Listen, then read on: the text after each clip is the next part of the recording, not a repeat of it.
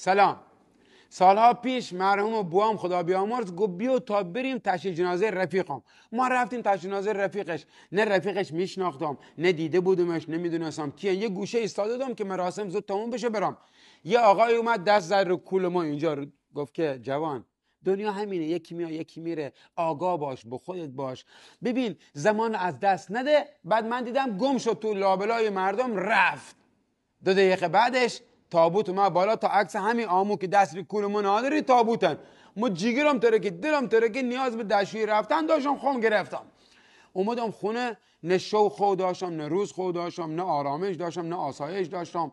اصلا شو بدون لاب نمیخواستم. همین که میخوابیدم خب میدیدم تا دستش رو کول منن. جوان تو فکر خودت باش، فردا آینده امداد نزدیک اینا. خلاصه بردنم روانشناسی، روانپزشکی، روان درمانی، کادر درمان. اصلا یه تیم ریمو کار میکه شو و روز. اصلا حالم خرابی. تو خوام میومد که همین الان دستش رو کول من. تا چند روز بعدش قرامساق فهمیدم تا یه برادر دو قلوشن، او یکی دیگه.